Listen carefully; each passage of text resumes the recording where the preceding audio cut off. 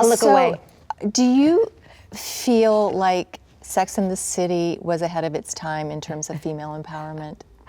I don't think that empowerment was a word that was ever used once on our set, in a writer's room, among the female actors. What about I think people who wrote about your show?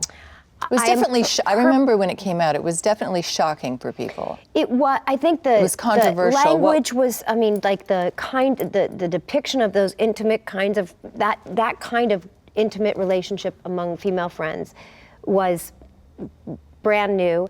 I think a female character who spoke so candidly about sex and sexual politics, and her curiosity about behavior, her own and others, and because she was a writer, she could ask lots of provocative questions and observe, and the other characters could, as they were archetypes, sort of make choices, and it wasn't intentionally empowering, I guess is my point. Like if you ask Michael Patrick, who was our primary showrunner for most of our seasons and the movies as well, I don't know that he would have suggested that empowerment was an aim or a goal, or even our primarily female writing staff. I think they liked telling stories about women. That were authentic.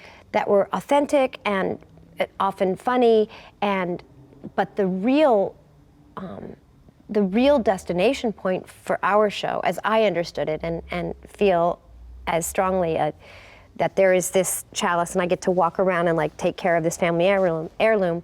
The show was really about love. It wasn't about empowerment. It was always a journey of finding home. You know, where is that? What does contentment mean? How do you reconcile the things you want with what you're given?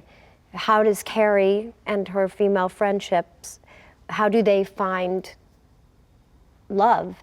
And it was a time and a place, economically and politically, and you know, that allowed for us to tell those stories that way. And I think it's more, I hear in retrospect, people talk about it being empowering, but I think, and this is the last thing I'll say on it, I promise, but I think if you had tried to write a show that was empowering, it would have been yucky and self-conscious and it would have been contrived and stiff, versus Michael Patrick and his extraordinarily gifted and skilled writing room, just delight in storytelling.